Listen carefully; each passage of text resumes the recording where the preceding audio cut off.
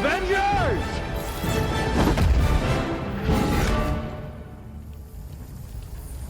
Assemble.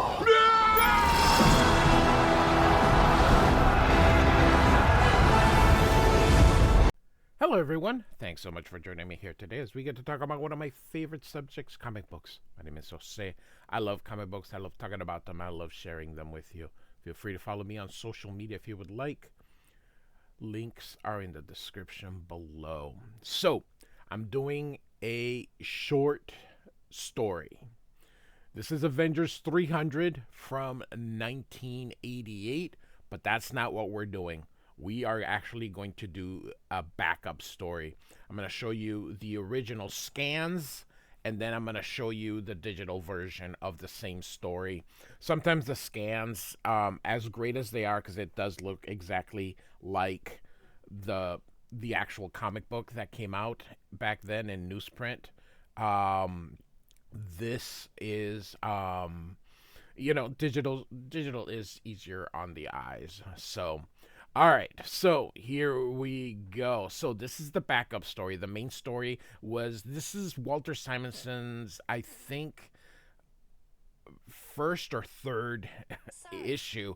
So I'm trying to see if I can I can't remember at the moment, but he has a short run on Avengers where he brings Sue Storm or Sue Richards and Reed Richards into the Fantastic Four, Thor, and okay, so Steve Rogers during this era is the captain. So I don't know. I'm giving you a lot of background for a story that I'm not gonna cover, and then I don't know who this Gilgamesh is, but whatever. But again, we're looking at the back, a beautiful cover. Tom Palmer and John Buscema did this cover here. So here we go. All right. So as I mentioned, this is the newsprint edition of this. So you can see that we start here. And this story is narrated by Loki. All right, so it's I think six pages, 6 or 7. All right, and he starts here and he says, and so I again undertake the arduous animal pilgrimage to Asgard's dreaded Isle of Silence. For it was here I once suffered imprisonment, through whim of my foolish father Odin, for imagined crimes against the realm. 'Twas here, with none to afford me company save the unspeaking trolls, that I committed the most grievous error that has ever haunted me. 'Twas here I was undone by mine own subtle schemes, and thus brought about the coming of the accursed Avengers. So, Simonson and Ralph Macchio are the storytellers. So, don't know if it was, I know Simonson is the artist. Whether Ralph Macchio is just scripting or, a plotter, I don't know. So John Workman, one of my favorite letterers of all time, does the letters. Mark Grenwald is the editor, and Tom DeFalco is the editor-in-chief at this time in Marvel. Love this pose here. It seems like it's written by Simonson, so maybe, I don't know. But all right. What a fool was Loki, a fool. How the fates have tormented me for such dismal folly. What should have been glowing triumph for the god of mischief instead tastes the most bitter defeat. Thus do I return to the Isle of Silence to brood upon such events that led to the genesis of these Avengers. And he says that in quotations here. It was but a mere heartbeat ago as immortal reckoned time, and I accepted my exile from Asgard. And so he sits here on this rubble that he created. But my heart craved vengeance on whim who had brought it about. my blundering half brother Thor, ludicrous god of thunder. As I mystically scanned his adopted homeworld, the mudball Earth, the figure of the British Hulk came into view. And instantly a scheme of vengeance was born. So I projected a mental image upon nearby railroad tracks. The dim-witted Hulk spotted as I knew he would. He heard the approach of an oncoming train at, and attempted to snuff the dynamite before it could explode. And love the lettering here, scratch.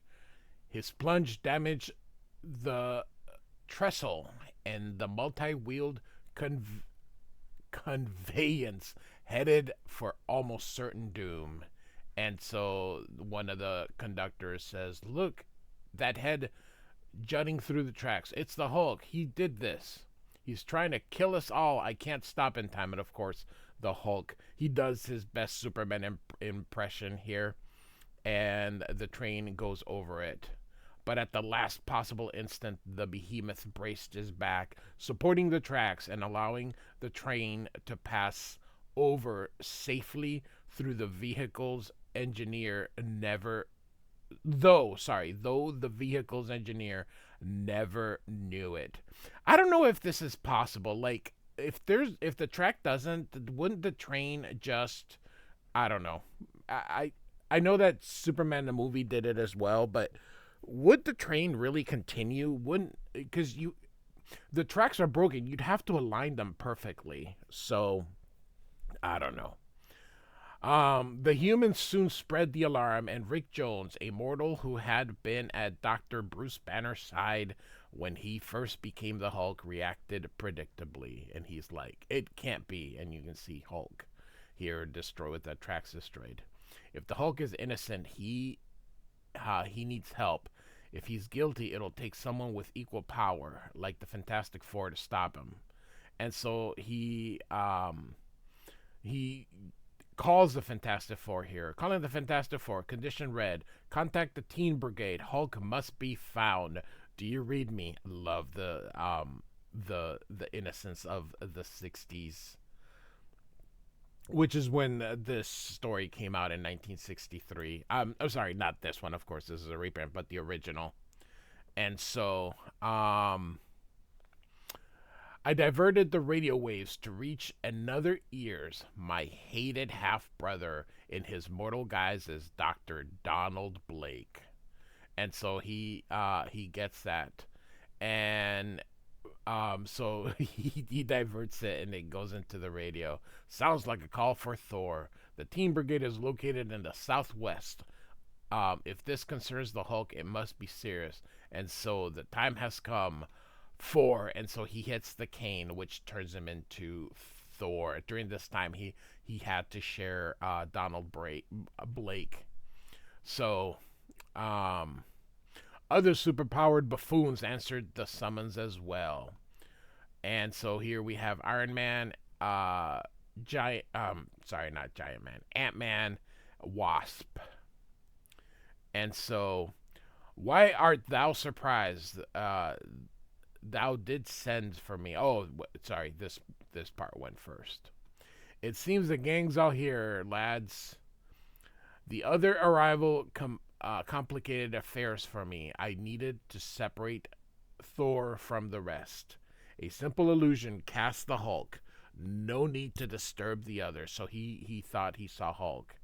And he throws the hammer, and Thor says, "Impossible. It went right through him. 'Twas merely a mental image. Only Loki is capable of such wizardry. He was warned never to meddle in earthly affairs. The fool took the bait and tracked me to the Isle of Silence. Nothing can save thee from now, Prince of Evil. Thou were expecting me, Loki. That means thou hast committed some foul deed, knowing it would come to avenge it, and avenge it I shall. Accursed brother, this is a trap. Uh, Cursed brother, this is the trap I planned for thee. The trap thou canst not escape. Oh my God, this Shakespearean. Below is the isle. Below this isle lives the troll, and nothing that lives can break their grip. I promise thee to them, and you can see them grabbing Thor here. Nay, still I be god of thunder and lightning, and he hits his hammer here, creating all this ruckus here. Beautiful Simonson art. Used to dwelling below, he canst not bear the radiance. Jesus. All right.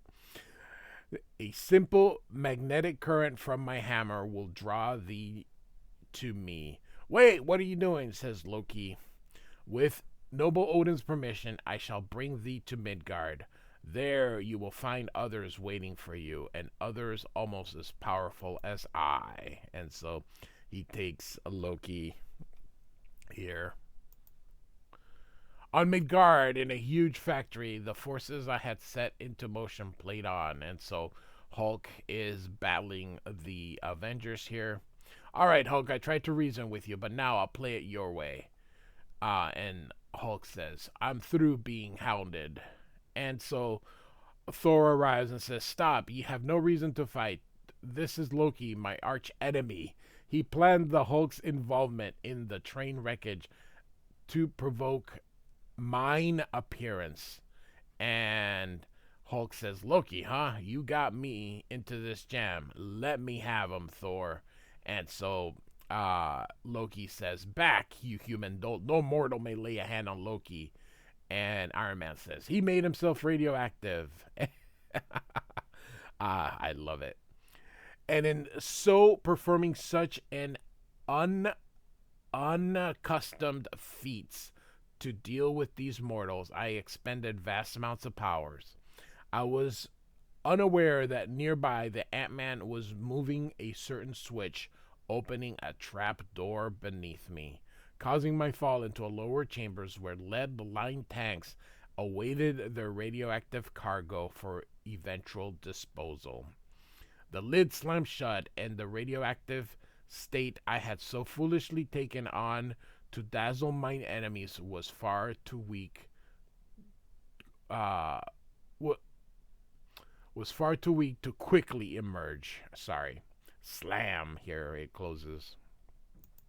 And so we get to the last page here. Shortly I was returned to Asgard and the tender mercies of Odin, but not before the dullards decided to band together as a single force for good and call themselves the Avengers. You can see Simonson's signature right there. This is awesome. This could have been a cover. I am sickened to the depth of my being by the merciless thought that I, Loki, was responsible for this travesty. And like malignancy, the original cell has split in twain, for there are now two such groups of Avengers. There was during this time we had the West Coast Avengers and then regular Avengers. And 'twas mine original sin which caused the cancer. Oh, the ignominy of it. I am so sorry. I can bear no more. The past be done. Still there be schemes aplenty to hatch. Thus let the universe beware. Next annum, meaning year, I shall return. For the memory of this horror, I can never be free. And the guy goes, the end. So now I will show you the digital version, but of course I already read it, so I'm not gonna read it twice. So, but get to show you the pretty pictures here. And so here we go. Look at that. Oh, digital is just so much easier to look. And so I know I am a purist. I understand that reading the comic book, it is a better experience to look at it in its original newsprint. I'm a big newsprint kind of person, but for looking at things in the computer, digital is sort of the way to go. So All right. And so here is the same story. Man, that is so cool. Anyway, I yeah. So Avengers 300 the backup story by Ralph Macchio and Walter Simonson with beautiful lettering by John Workman Jr. Like and subscribe, and I do thank you so much for listening. Goodbye.